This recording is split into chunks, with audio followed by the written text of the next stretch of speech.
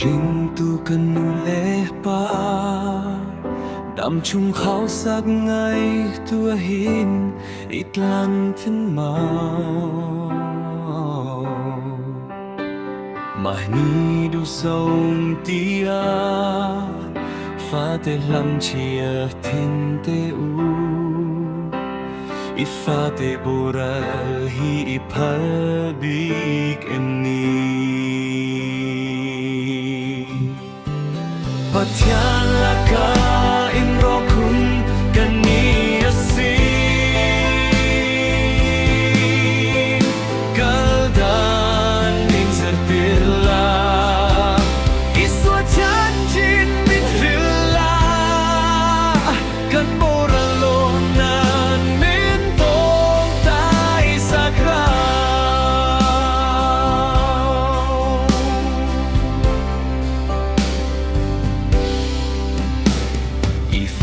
Tân tông tay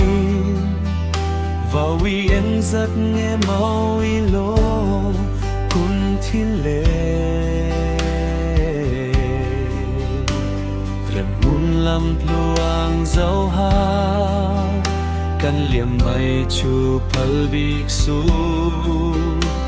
min tâm tay sạc rau áo căn nu kapa Patiala kain rokun kaniyasi Kaldan min zirtirla Iswa janjin min rilla Kan boralonan min tong tai sakra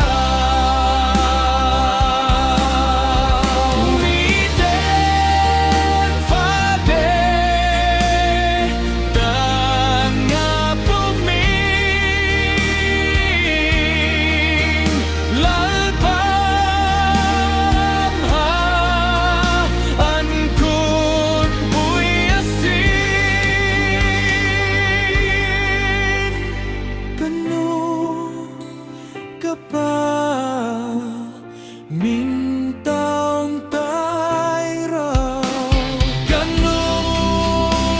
kapa Mình tông tay rồi Patiala kain rokun